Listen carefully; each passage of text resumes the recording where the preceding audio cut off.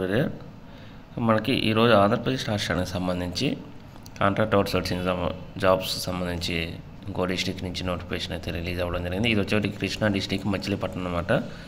ఇక్కడ వచ్చేవాటికి మనకి 33 వేకెన్సీస్ సంబంధించి ఒక నోటిఫికేషన్ అయితే రిలీజ్ అవ్వడం జరిగింది. ఇక లాస్ట్ డేట్ దీనికి వచ్చేవాటికి మార్చి 22 అనమాట. సో మనం వీటిని వచ్చేవాటికి ఈ యొక్క డిస్టిక్ కోఆర్డినేటర్ హాస్పిటల్ సర్వీస్ ఏదైతే ఉందో కృష్ణా డిస్టిక్ అనమాట మచిలీపట్నం, ఈ యొక్క క్యాంపస్ ఏదైతే ఉంటారో ప్రిన్సిపల్ గారికి మనం ఈ యొక్క అప్లికేషన్ ఫిల్ చేసి సంబంధిత పోస్ట్ ఎవరైతే అప్లై చేస్తారో వాళ్ళు వెళ్ళి ఇవ్వాలన్నమాట. సో ఇక్కడ చూసినట్టయితే వేకెన్సీస్ చూద్దాం.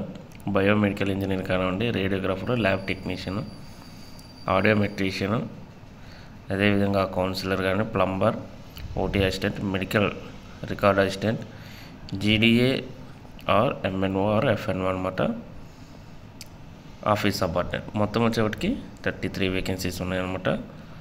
సో అదేవిధంగా వీటికి ఎడ్యుకేషన్ క్వాలిఫికేషన్ కంపల్సరీగా టెక్నికల్ క్వాలిఫికేషన్స్ ఎవరైతే ఉంటారో వాళ్ళు ఉన్నారో మాత్రం టెక్నీషియన్ జాబ్స్కి అప్లై చేయాలి. అదేవిధంగా మిగతా 10th క్లాస్కి సంబంధించి పోస్టులు చూద్దాం. అవి వచ్చేప్పటికి theatre assistant, medical record assistant, general duty attendant, office subordinate, ఇవి 10th మీద అనమాట. ప్లంబర్కి ఐటీఐ కంపల్సరీగా ఉండాలి. ఇక అదేవిధంగా మనం చూసినట్లయితే ఇక్కడ ఏజ్ రిలాక్సేషన్ 18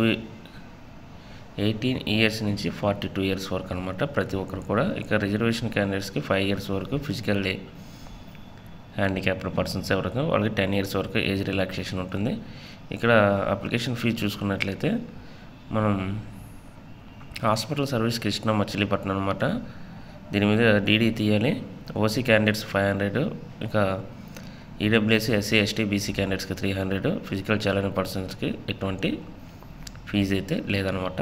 ఇక సెలక్షన్ ప్రాసెస్ 100 మార్క్స్ అనమాట. మీకు ఆల్రెడీ ప్రీవియస్ వీడియోస్లో చెప్పినది ఈ యొక్క సెలక్షన్ ప్రాసెస్ 75% మాత్రమే మన స్కోర్లో ఉంటుంది. ఇక 25% కోవిడ్ టైంలో, అదేవిధంగా సర్వీస్ ఎవరైతే ఉంటారో ఆల్రెడీ కాంట్రాక్ట్ అవుట్సోర్సింగ్ జాబ్ చేస్తున్నారో వాళ్ళకి మాత్రమే ఈ యొక్క సర్వీస్ యాడ్ చేయబడుతుంది. ఇంపార్టెంట్ డేట్స్ అయితే మనకి ఇచ్చారు ఇక్కడ. 22 అనేది లాస్ట్ డేట్ అనమాట.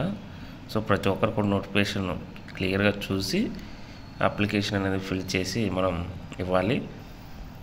ఇక ఇవ్వండి అప్లికేషన్ ఫామ్ అనమాట. మన బయోడేటా అనేది చాలా క్లియర్గా ఉండాలన్నమాట. దీనికి సంబంధించిన సర్టిఫికేట్స్ ఏవైతే ఉంటాయో వీటితో పాటు ఆధార్ కార్డు కానివ్వండి, అదేవిధంగా క్యాష్ సర్టిఫికేట్, ఇక సర్వీస్ సర్టిఫికేట్స్ ఉన్న service certificates 4th to 10th వరకు కంపల్సరీగా స్టడీ ఉండాలన్నమాట.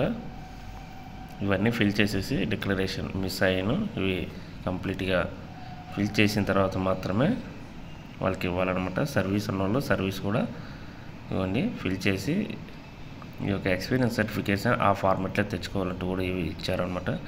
అదేవిధంగా మనకి చివరిగా చూసినట్లయితే చెక్ లిస్ట్ అనేది ఉంటుంది. కంపల్సరీ ఇది ఫిల్ చేయాలన్నమాట. మనకి ఈ యొక్క అప్లికేషన్ ఫామ్తో పాటు ఎస్ఎస్సి మార్క్స్ మెమోస్, అదేవిధంగా మనకి సర్టిఫికేట్స్ ఉంటాయన్నమాట. క్యాష్ సర్టిఫికేట్స్ కానివ్వండి, 4th to 10th వరకు ఉన్నటువంటి స్టడీ సర్టిఫికేట్స్, ఇంకా ఈడబ్ల్యూఎస్ వాళ్ళకి ఈడబ్ల్యూఎస్ సర్టిఫికేట్స్, సర్వీస్ సర్టిఫికేట్స్, ఇవన్నీ అటాచ్ చేసేసి సిగ్నేచర్ మనం ఇచ్చేసి అప్లికేషన్ అనేది ఫిల్ చేసి అక్కడ ఇవ్వాలన్నమాట. సో ఇది ఈరోజు ఉన్నటువంటి అప్డేట్. Thank you.